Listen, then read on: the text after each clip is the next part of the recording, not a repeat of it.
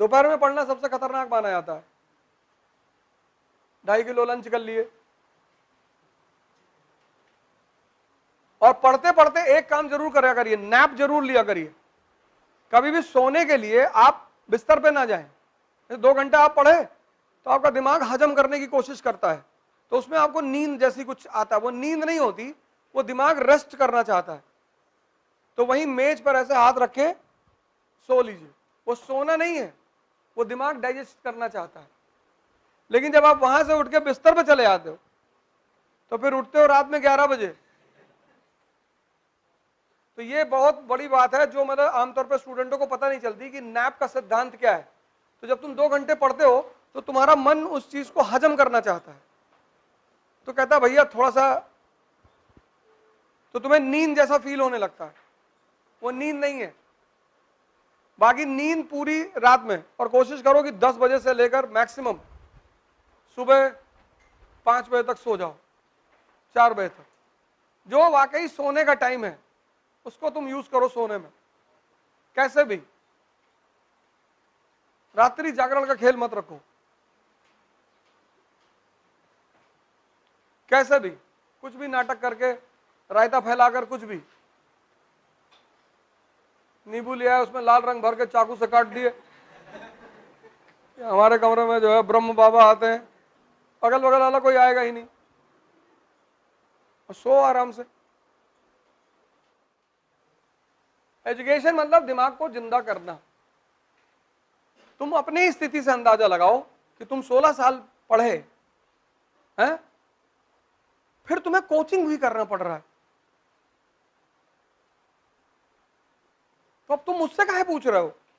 तुमको पता है कि एक जबरदस्त रिफॉर्म भारत की एजुकेशन पॉलिसी में होना चाहिए। यहां कोई बच्चा बैठा हुआ क्लास में? सब पाषाण काल के लोग हैं सब, तो 1-2 बच्चे बैठे होंगे,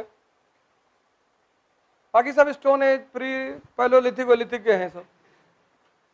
ये बेचारे वैसे ही दुखी हो रहे हैं कि यार बताओ ये सब हम क्या पढ़े थे यार, सब मॉडर्न इंडिया पढ़ के बैठे इसमें 10-12-15 लोग। अब ये सन्नाटे में कि हम भी कुछ पढ़े थे, लेकिन ये सब तो कहीं दिखा नहीं, लिखा था, तुम्हारी आंखें गुजर गई ऊपर से। वो किताब तुमसे चिल्ला रही थी कि भैया सुन लो भैया, अरे तुमने कहा बाद में सुनेंगे यार, अभी टाइम नहीं।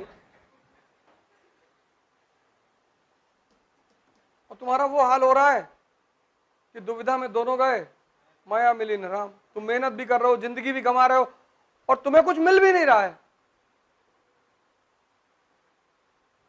कॉम्पिटिटर हो तुम, घर से तुम्हारे 5-6-7 हजार 10,000 रुपया आता होगा,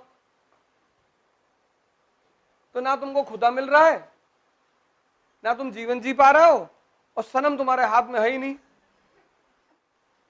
जल तो तुम बहुत रहे हो, ऐसा नहीं कि नहीं जल रहे हो, जल बहुत रहे हो, लेकिन कोयले की तरह जल रहे हो, राख बन जा रहे हो। स्कूल की एजुकेशन का मतलब क्या है? तुम्हारा दिमाग जिंदा हो जाए, तुम सोचने लगो, कनेक्ट करने लगो। ना तुम कनेक्ट करना सीख पाए, ना तुम सोचना सीख पाए, तो उस एजुकेशन का फायदा ही क्या था? और डर तुम अलग से गए। इतना बैग लेके लड़के क्लास में जाते हैं, क्या फायदा? मॉडर्न पीरियोडिक टेबल और मेंडली पीरियोडिक टेबल में फर्क ही नहीं पता, क्या फायदा?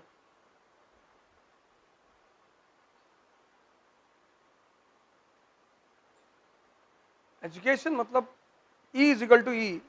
एजुकेशन यानी एनलाइटनमेंट,